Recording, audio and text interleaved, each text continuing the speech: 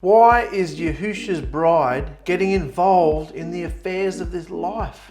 It's all they talk about. Oh, Trumpy's doing this and Trumpy's doing that and Trumpy said this and Trumpy tweeted this. Oh, abortion, abortion, abortion. Oh, we want our guns, guns, guns. All about guns and guns and guns and guns. Me too, me too, me too. Black lives matter, black lives matter, black lives matter. Oh, now Trumpy's going after the pedophiles in Hollywood. He'll be there a while, won't he? All this affairs of this life that they're talking about. Global economics and politics. Look, that symbol there, that's the Illuminati. The Illuminati controls the world. Oh, it's the Black Pope. Watch out for those Jesuits and the Black Pope. Ooh, look at that symbol there. Look, they're all doing this stuff. And ooh, all this. Oh my goodness, the BS runs rampant. We're going to talk about politics today, guys. Hope I've got your attention. Politics. Oh, everybody's posting about politics and affairs of this life. What does the scripture say about that? We're not here to talk about that sort of stuff. We've been drawn, wooed, immersed into a higher calling, a higher realm of existence through this portal here. No one enlisting as a soldier in Yahusha's army is interested in the affairs of this life because nothing in this world matters to us. You know, who cares what they do over in the Middle East? You know, you can watch the news and find it fascinating and, oh, the time's coming close. Look, it's very close.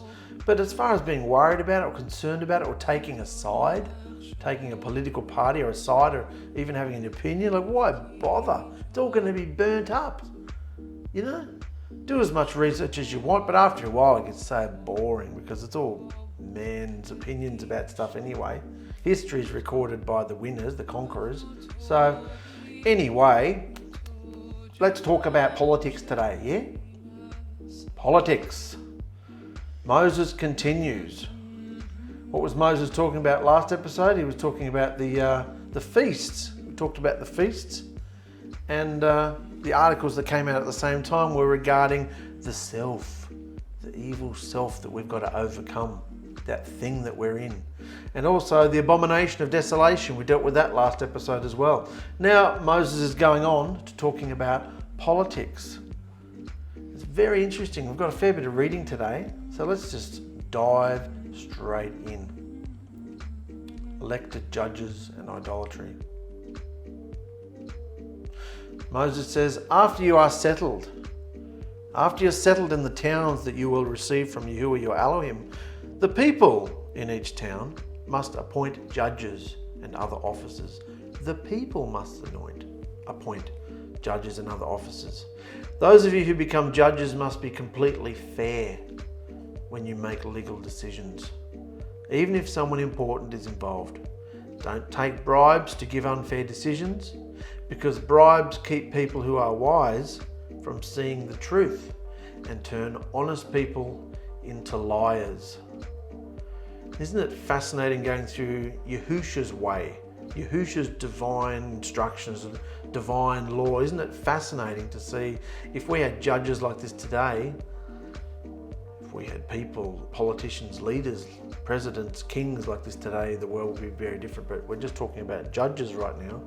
Look at the behaviour of Scripture and what we see in the world.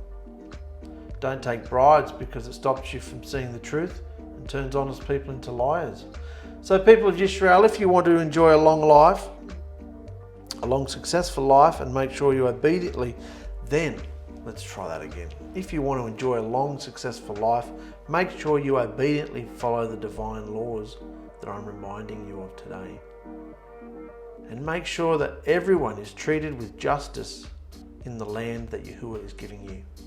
And when you build the altar for offering sacrifices to Yahuwah your Elohim, don't plant any tree to worship that wicked deity Asherah. And don't set up any sacred stones or pillars, just spires, steeples and obelisks. Because Yahuwah your Elohim hates these things too. So don't do it. So we're coming into this chapter, and I think the next couple of chapters are more of a political feel to them. There are basically 4 types of human authorities discussed that we're going to go into: kings, priests, judges, and prophets. So Moses has just told us about the judges. kings, priests, judges and prophets. And what we'll find as a general rule is that it was not intended by Yahusha that these governmental authorities were to represent elite social classes above the normal working person on the socio-economic scale. Interesting? They weren't supposed to be high and mighty, high status people, no. Nor was it envisioned that these government officials rule over the citizens in an arrogant manner. Rather, we see boundaries and limitations on how kings, priests, judges and prophets are to operate and demonstrate that they are not above the scrutiny of the general public either. It's also interesting that the appointment of authorities comes only a couple of verses after Yahusha prohibits Israel from setting up sacred poles and pillars. Undoubtedly, that is because throughout the Middle Eastern cultures of the day, it was the authorized government and religious officials, not usually the general public, who were the ones to put up sacred poles and pillars. Although at times regular citizens did do that too. Therefore, Yisrael's government and officials were not to mimic the general practices of Yisrael's pagan neighbours that on the surface seem so ordinary and usual. So it's interesting. You can get caught up just in menial, everyday, ordinary, usual practices, systems, mindsets. We are not to get caught up with the pagan neighbours and the way they operate. The Hebrew word for judge is shofet, shofet. And shortly after Yisrael conquered Canaan, we enter the 250 to 300 year era of the judges who ruled, led, and delivered Yisrael from foreign oppression. We're coming into that in a couple more books. We have an entire book of the scripture, one of the most fascinating books that addresses this period, and it is appropriately called the Book of Judges, or the Sefer of the Shofetim. Yet it is here in Deuteronomy where the office of a shofet, let's call it a shofet, where the office of a shofet is actually established. Now, it's not that a system of authority figures who sat in judgment of everyday civil matters was new for Yisrael. We read in Exodus that at the encouragement of Moses' father-in-law Jethro, Moses set up a legal system whereby some men of integrity, elders, were chosen to become a kind of lower court to hear typical and mundane matters of the people. And if the matter proved too difficult or serious in nature, only then would Moses and the high priest Aaron get involved. The difference is that under the system they were using out in the wilderness, legal matters were not handled tribe by tribe. In the wilderness, legal matters were not handled tribe by tribe. That is, if a person belonged to the tribe of Judah, it was not just members of the tribe of Judah to which he answered. Rather, it was via a centralized system that Moses set up, that a council of elders consisting of men from various tribes who sat in judgment of all. But things were about to change. That's how they did it in the wilderness. Things were about to change. The political system and the government was about to change.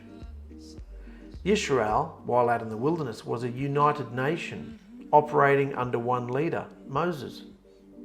But as they went into Canaan to conquer it, the same tightly centralized organizational format most suited for the military operation they were carrying out would remain. Only now Joshua was the ultimate authority. But almost immediately following Joshua, the central government weakened and essentially dissolved. So these ordinances in Deuteronomy about how the Yisrael government would operate really only take effect after the land of Canaan had been secured, when the military-style administration and structure was no longer needed. And after each of the 12 tribes had established a foothold in the district of land allotted to each of them.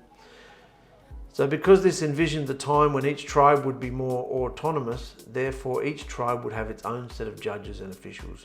The key is that while Yisrael would soon become a more decentralized system of government in Canaan, Yahusha still fully expected that each tribe operate under the same common set of principles which are his divine laws and instructions. Just making sense? This is just to get us into the feel of the reigning rule and judgment, judges, kings.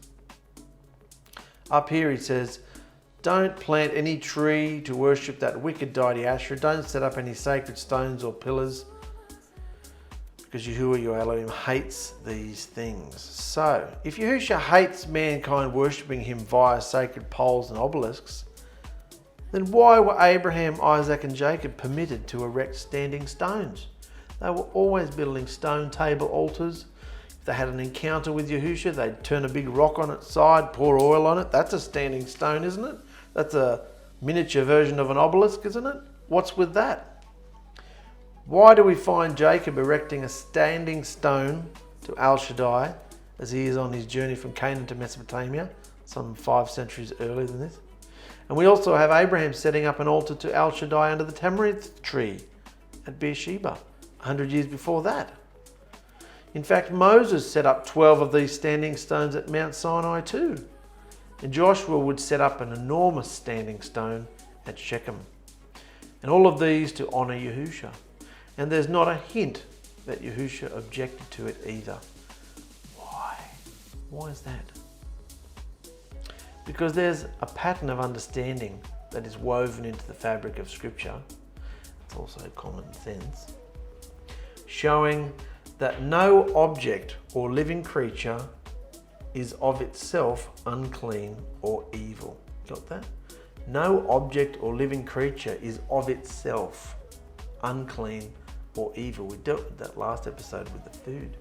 None of the animals are unclean of themselves. The animal didn't do anything wrong. It's a matter of whether you're going to put it in your mouth or not. There's nothing wrong with the animal, but Yahusha just decided in his sovereignty, you are to eat this and you are not to eat that. Just like in the garden, there's 2 different types of trees. You eat from that tree, you don't eat from that tree, because I said so. So no object or living creature is of itself unclean or evil. No symbol, no statue, no anything like that of itself is unclean or evil.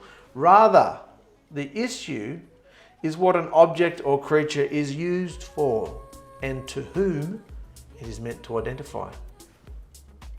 Along with Yahusha's declaration concerning the set apart or unclean status he ascribes to that object or living creature.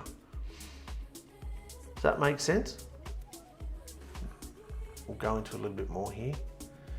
Now that doesn't mean that Yisrael had the legitimate option to take that which Yahusha prohibits and make it permissible, simply because to their minds they felt that they were doing a better or more loving thing. And the same goes for us in our behaviour and celebrations today too. So it's not to say that they could take their golden calf, which they did, and call it Yahusha, which they did, worship Yahusha to it, which they did, and say, well, there's nothing wrong with the calf itself. No, it's not that. It's not what he's saying at all. And just like today, we can't just say, oh, we're going along to the Christmas and birthday, Easter celebration, we're taking Yahusha with us. I mean, if you're in a unique situation where Yahusha tells you to go into one of those situations for a reason, well, that's between you and Yahusha. But generally, most of the time, we separate ourselves from all of those things. And it's up to you to decide whether it's an emergency or it's a unique situation between you and your Father. But no, we separate from all those things. So an uncut stone stood up on its edge is not inherently evil. A stone stuck up on its side is not evil. We may have stacks of stones out in the garden. We have stacks of them out in our garden landscaping. Yeah? A tree or a pole that has been formed from a tree trunk and sunk into the ground is not inherently evil either.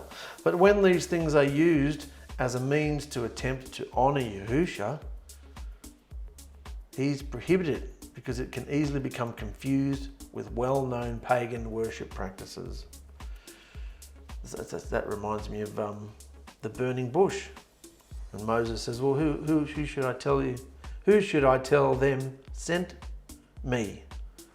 I'm nothing like any of their deities. I'm not even compared to, I'm nothing like them. You can't even put me in the same stratosphere as any of those deities. You tell them that I sent you. Yahuwah, your Elohim sent you, do it, I am who I am, and I'll be who I damn well want to be, yeah?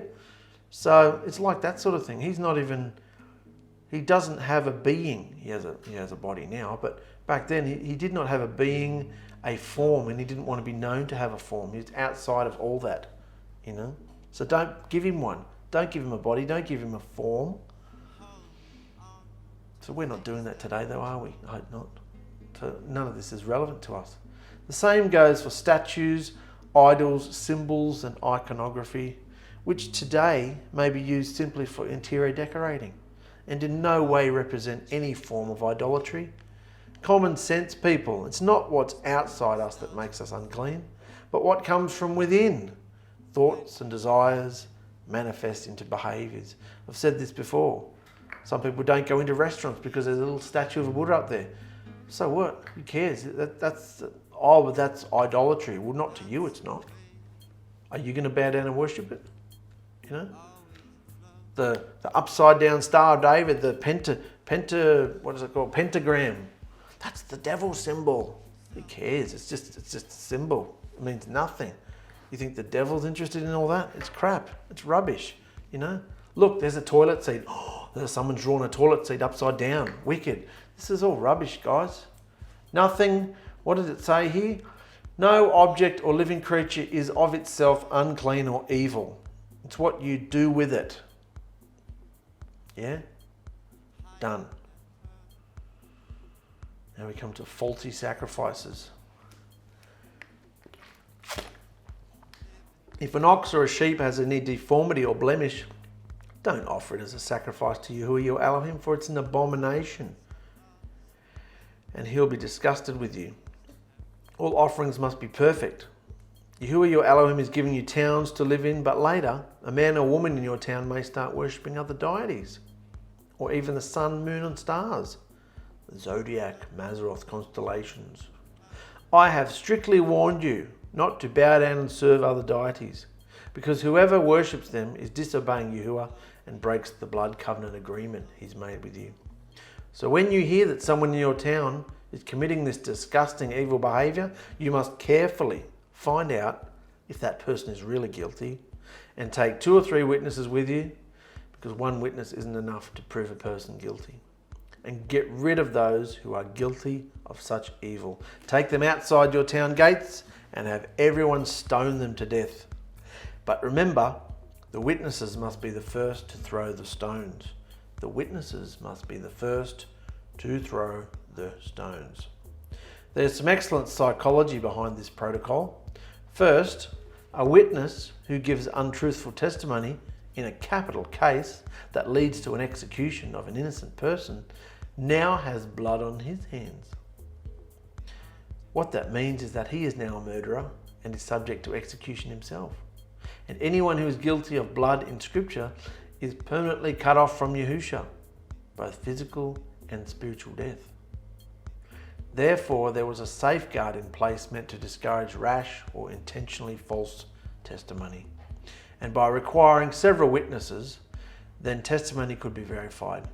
Then after accusers, witnesses began the execution process by throwing the first stones, and the entire community is to join in and finish the job. Can you imagine what an impression was made on everyone who picked up a stone and helped to kill that criminal?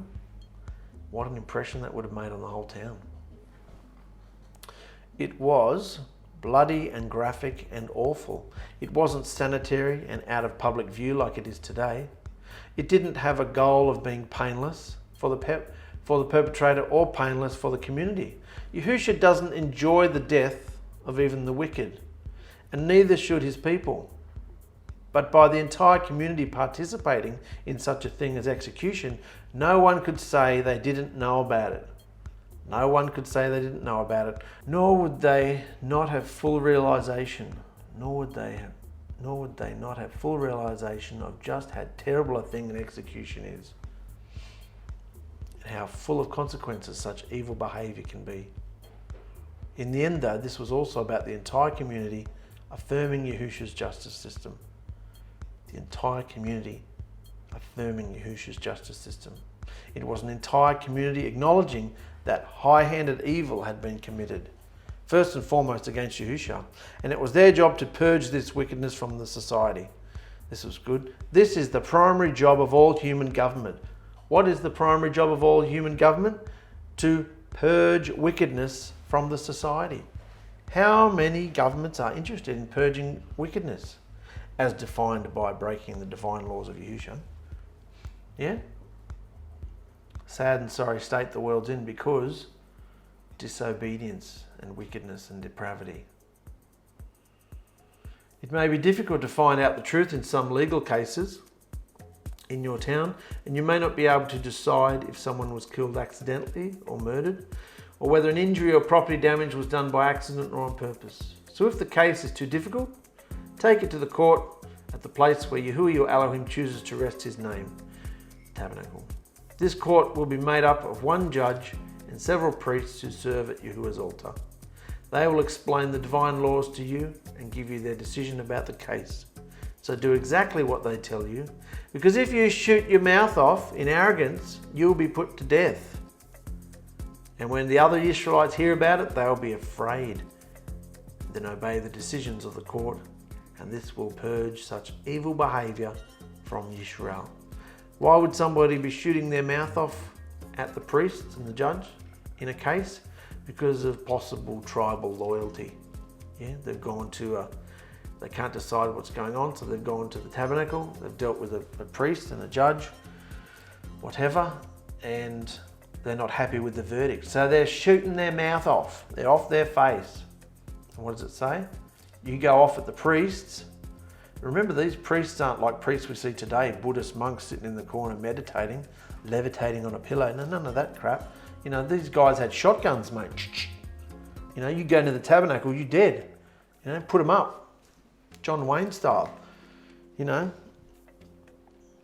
So you don't want to give any cheek to these priests. They'll blow your head off. So, tribal loyalty was not to be lifted higher than the decision of the priests. And let's get into this political saga more and more. People of Yisrael, after you capture the land that Yahuwah your Elohim is giving you, and after you settle on it, you will say, we want a king, just like the nations around us. So go ahead and appoint a king, but make sure that he is a Yisraelite, one of your brothers, a Yisraelite, and that he is one that Yahuwah has chosen. No outside foreigner can be the king. The king should not be trying to grow his own wealth through silver and gold, or by attaining more horses, especially encouraging the people to go back to Egypt for horse trading. For Yahuwah has said, never go back there again. And the king must not have lots of wives either, for they might tempt him to betray Yahuwah and be disobedient. This is very interesting. We want to go into what all these verses mean.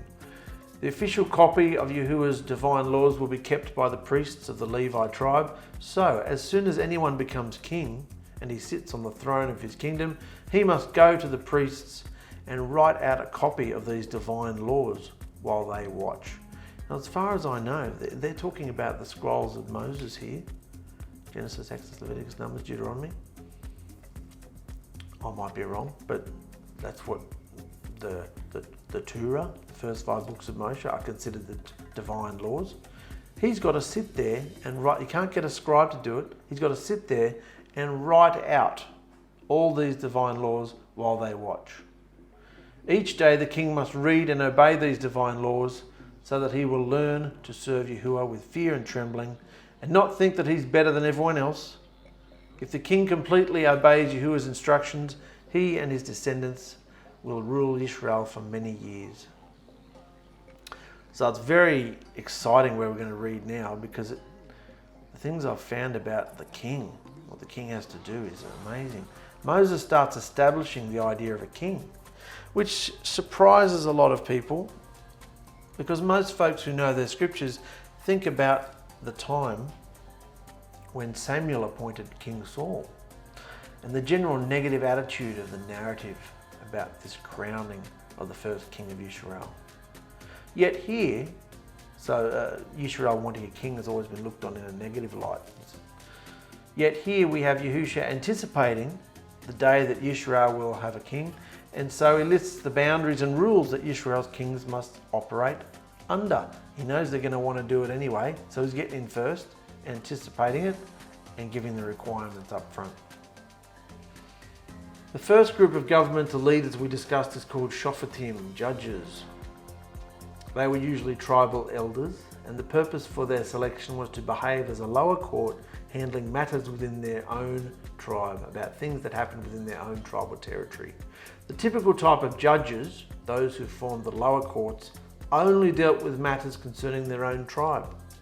And while we get this mental picture of a judge sitting behind a bench, ruling on legal issues, in fact, many of Yisrael's judges came to assume entirely different roles than those described, or possibly even envisioned here. Samson, for instance, he was a judge. Samson, for instance, he of the superhuman strength, acted as a protector of his people and an instrument of Yahusha's wrath upon the Philistines. He certainly did not sit as an arbitrator of legal matters among his tribe of Dan. So the type of behaviour of each type of judge often changes from tribe to tribe. So they're not all sitting up there with their little curly head wigs and their little hammer, you know, what do they call that? I forget. A mallet? No. The next class of governmental leaders Moses discusses was kings. It would be nearly 300 years after the time of Moses before Yisrael actually had its first king, Saul. So the instructions regarding the boundaries and limitations around what a Yisraelite king should be and what he could and could not do looked well into the future. And we must grasp that this is both knowledge of the future and a concession on Yahusha's part. That is, he foreknew that Yisrael would eventually want to be more like their neighbours than to be seen as set apart and unique. So he makes provision for Yisrael to have an earthly king because the Hebrews were, in time, going to demand it anyway. It's not at all unlike circumstances that Paul was dealing with in his thoughts concerning divorce. It's not that Yahusha ordains divorce, it's that in his foreknowledge and power, he knows that fallen man will go this route, so he sets up procedures and boundaries to deal with it. Yahusha is in no way setting up the parameters of kingship because he accepts the governing philosophy of a man ruling his people as a king. So he's not doing this because he agrees with it.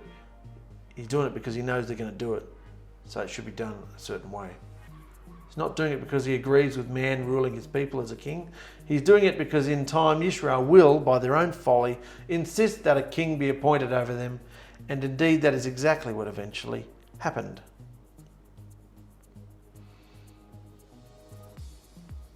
Remember the picture that was on the, we haven't come to the article yet, there's a picture that says, give the people what they want. This is what the people wanted, so Yahusha allows them to have it. And what kind of consequences do they have because they demanded what they wanted? Yahusha will often give you what you want, even if it's not the best thing for you, and you've got to wade through the consequences of it. Yahusha puts restrictions upon Yisrael's future kings in 3 different contexts. That is, 3 different spheres of influence that every king has sway over: military, political, and economic. And the first injunction is that the king is not to amass too many horses. Remember we read that? The king is not to go and amass too many horses. And since the finest and most well-trained horses came from Egypt, Yisrael would be tempted to rebuild their ties with their former slave master in order to attain these animals. There is also a deeper sense of instruction contained in this admonition. It is that for Yisrael's leadership to create a relationship of convenience or personal benefit with an enemy of Yahusha is not something that ought to be pursued by the redeemed. Imagine the bride of Yahusha trying to buddy up, like today. Imagine the bride of Yahusha trying to buddy up to Islam or any other religion in so-called love and peace. That's what religion's trying to do, but it's not possible. Not for the bride of Yahusha anyway. No way. That is a direct violation of Yahusha's instructions here, not to give up their set-apart status to join the world's League of Nations and partake of their wealth. Don't get involved with the world. Don't get involved with the affairs of this life. Yahusha will provide for his nation. You don't have to go and trade and do all sneaky, shady things. Yahusha will provide for his nation. Also, Yahusha states that Yisrael is never to go back that way again, which definitely means way of life, friendships and behaviour tied with Egypt and its systems and ways. This is what that verse of not going back that way is primarily about.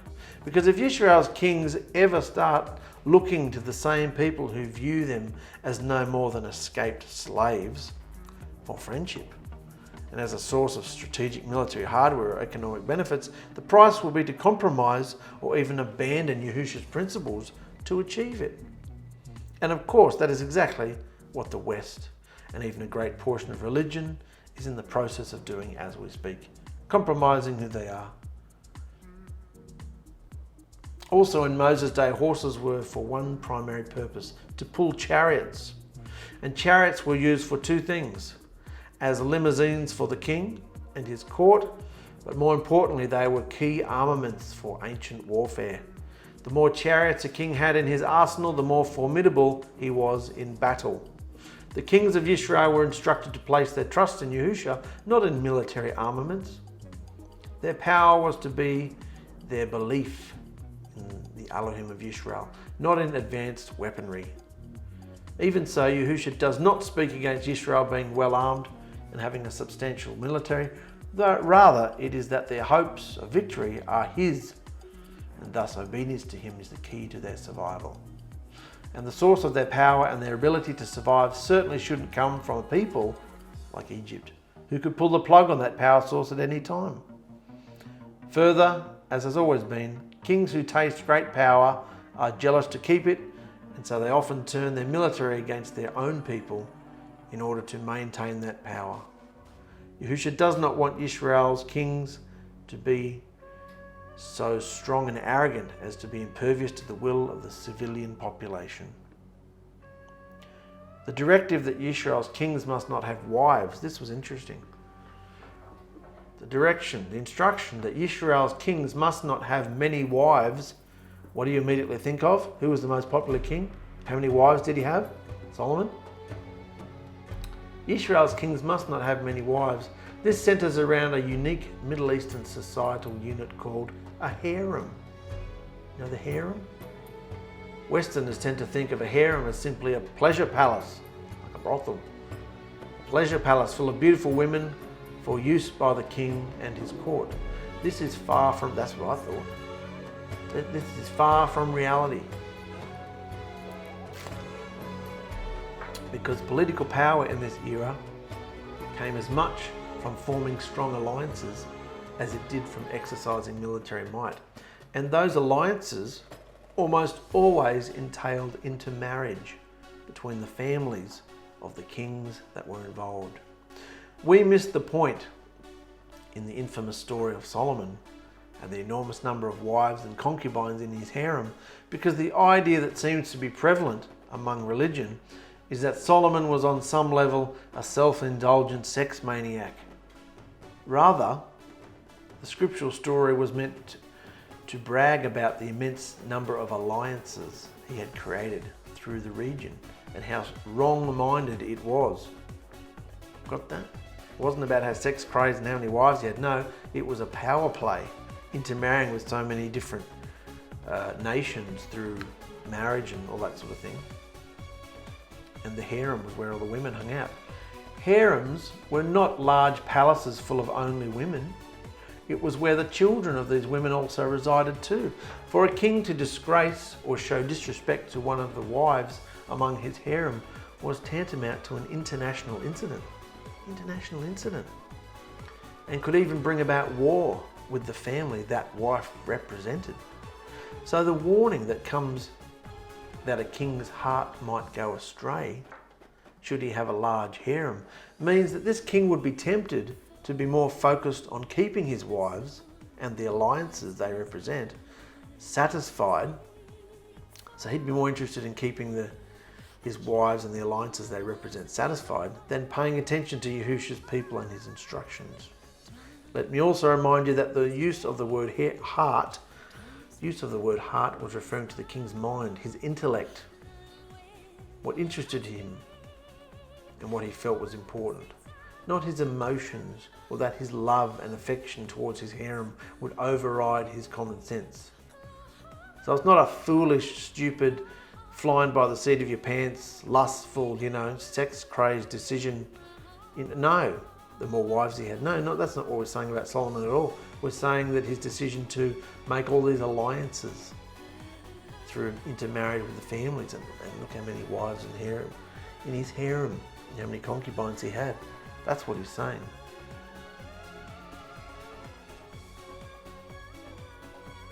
And finally, there's a warning for the king not to go around amassing a personal fortune on the backs of his subjects. And how would a king go about doing that? By heavily taxing his people and by confiscating wealth from those smaller nations and city-states he has conquered and under his control. While all of that was standard operating procedure for Canaan's kings, the Israelite king was only to gather wealth for the good of his nation in order to fund a proper military, to care for the neediest of the society, and for national building projects like roads that truly benefit the people on a corporate level. The scriptural reality is that the story of David's son, King Solomon, is told in a fashion meant to highlight that he violated all of these provisions of the law, to abstain from an overly large military, to avoid having many wives and the alliances they represented, and to not store up for himself wealth. Even with Israel having a king, the divine law we are reading in Deuteronomy was designed to retain Yahusha as the ultimate king of Israel, and the human king was simply his representative on earth, accomplishing his will, even though it would have been better if Israel had not insisted on having a human king at all. It is difficult in a short period of time to explain why Yahusha's definition of an earthly king, as ordained in Deuteronomy, is so opposite of mankind's definition of a king. But suffice it to say that earthly kings typically create the laws for their people as just as typically exempted themselves from their own laws. They lifted themselves up above it. Since Israel's laws came from Yahusha, then Israel's kings were to be as much under Yahusha's laws as was any other Hebrew citizen. Upon this selection, the first duty of the new king is to borrow the original truth, instruction scrolls, from the priests of Israel, and then to write a copy of that document for himself. The king is not to have a scribe make a copy for him. He is to take whatever time is needed to write it word for word and keep it close by his side as that instrument that governs his life and is the law of the land for governing the people who look to him for leadership. Back in the day before the new progressive teaching methods that have made reading, writing, okay, this is the 21st century now. Back in the day before the new progressive teaching methods that have made reading, writing and math secondary to learning secular human social agendas such as tolerance, diversity and anything goes sexuality, repetitive writing was used to facilitate memory and retention, and it works. Speaking something and writing it out makes you remember it. That's just proven fact. It works. And here in Deuteronomy, Yahusha orders the king of Israel to employ muscle memory, if you would, for the purpose of drinking in deeply and never forgetting the instructions upon the king and the divine laws that he has to enforce upon those he serves. Sadly, very few of Israel's kings ever paid these divine laws any heed, and the consequences are still being felt to this day in the world. What about all that information? I just put lots in there because I just found it so fascinating to see how the kings were chosen, what they meant to do, how they were supposed to feel. They weren't even supposed to exist at all in Israel. But Yahusha knew they were going to demand one anyway. So, okay, you're going to have one? This is how they must behave. And even then they didn't. And look what happened. Most of the idolatry through Israel came through King Solomon, one of the wisest men on earth, you know? So let's finalize this study by looking at the word political. Political, what does it mean today in the 21st century? Political, there's that scripture. They give them what they want. Israel wanted a king. Give them a king. Give them what they want. Like I said, often Yahusha lets you have. He lets you have it. But the consequences, not worth it. In Hebrew, the word political, Hebrew 8442, a moral mistake, impiety or political injury, error, hinder, to vacillate, reel or stray, go astray, deceive, dissemble, pant, seduce, make to stagger, cause to wander, be out of the way. Not very positive spin, is it, this word political? What's the scriptural understanding of the word political? Because I find this fascinating that this article has come up, as usual, right when I'm going through, and I don't know where I'm going, I'm just reading chapter after chapter. So we've been talking about a king and rulership and political stuff, yeah? Moses is telling Israel about how they're going to do it. What's the scriptural understanding? Obey the rulers. What's this, Romans 13? Obey the rulers who have authority over you. For only Yahusha can give authority to anyone. And he puts these rulers in their places of power. So anyone who opposes the authorities are opposing what Yahusha has established, and they will be punished. That's what Yahusha says. Now you can look at your eyes at the world and see the rulers and authorities and politicians and go, I'm not coming under what you say. Well, you might get into trouble. You might get audited. You might get, sued or, fined if you don't follow the laws of the land. We're supposed to follow the laws of the land and pay our taxes, do all those things the right way. So you don't have to be looking over your shoulder, paranoid, wondering if you're going to get in trouble. Obey the rulers who have authority over you. You just do the right thing and let Yahusha provide supernatural provision and look after you. So he puts rulers in their place of power. So anyone who opposes the authorities are opposing what Yahusha has established, and they will be punished. Even Donald Trump. Yep. Pilate called together. This is, where are we going now? Luke 23. Pontius Pilate called together the chief priests, the leaders and the people, telling them, I thought you brought this Yahusha guy to me because he's a troublemaker. I've just questioned him right here in front of you all, and he's not guilty of anything. In fact, Herod didn't even find him guilty either, and he sent him back here. This man doesn't deserve to be put to death. So I'll have him whipped and beaten just to shut you all up, and then he's free to go, okay? Pilate was required to release one of the prisoners in custody at this festival. But the whole crowd shouted, kill Yahusha, impale him, give us Barabbas, give us Barabbas. Now Barabbas was in jail because he had started a riot in the city and had murdered someone, and Pilate wanted to set Yahusha free. So he spoke again to the crowds, but they kept shouting, kill Yahusha, impale him, give us Barabbas, give us Barabbas. So Pilate spoke to them a third time. What freaking crime has he done?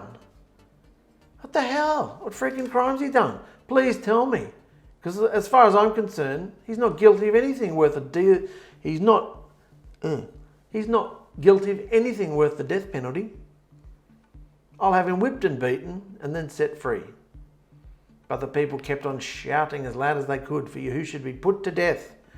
So finally Pilate gave in, freeing Barabbas, who was in jail for rioting and murder, because he was one of the crowd. He was the one the crowd wanted to be set free. Then he handed Yahusha over for them to do whatever they wanted with him. What about that? Pilate buckled under the pressure of the crowd. And that's where that scripture comes from. Give them what they want.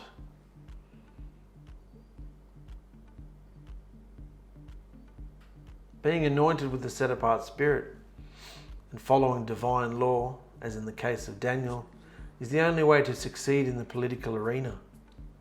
Many were jealous of Daniel's ability and wisdom, so they devised a way through men's tradition to bring Daniel down. But Daniel had the victory in the end.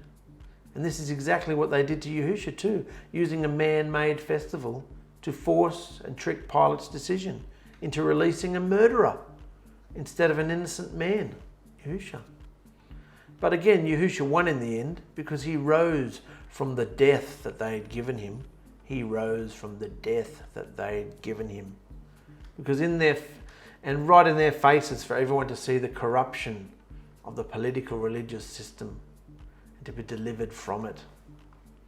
We see many nations today protesting against the political religious corruption happening in their own nations. There are stacks of other examples in Scripture where men of Yahusha have been stuck in political and religious situations, but the Scriptures above are showing us that divine law is above politics and religion. Divine law is above all politics and religion. So if we behave Yahusha's instructions, we are safe. What about the fruit of the Spirit? Love, joy, peace, patience, kindness, goodness, trustworthiness, gentleness, self-control. Above such there is no law. There is no law above these. If you are doing these, no one can have anything on you. You are living to a higher standard than anybody else on this earth. So if we behave Yahusha's instructions, we are safe. Yahusha has put all authorities in place, and presenting ourselves as an adversary to his selections is going against divine law in our behaviour. Yeah? We are not here to play politics, but to present Yahusha's deliverance in our behaviour. Because getting caught up in politics is completely missing the mark. Yeah? Does that mean your American president has been put there by Yahusha? Does that mean the Prime Minister of Australia has been put there by Yahusha? And all the other nations who have leaders, kings, queens, monarchs, governmental officials? Have they all been put there by Yahusha? According to the Scripture, they have been. Despite the broken, wicked, fallen system that everybody exists in, Scripture says they're all put there for a reason. So instead of trying to fight it, leave it alone. Leave it alone. Stop posting about the affairs of this life. What Trumpy's doing and what he's posted and tweeted now, what he's doing, fake news, all the stuff I mentioned at the beginning of the episode. Everybody's drunk on this wine. It's not just religious wine, it's the whole world. Drunk on the wine of the whore and her behaviour. And this political thing is tied up in all of it. Are you living for that? Or are you living for Yahusha, waiting for the day when the sky unrolls, unzips the invisible seam and pokes his head through and goes, "G'day, you ready to go?" I'm ready to go. See you later, guys.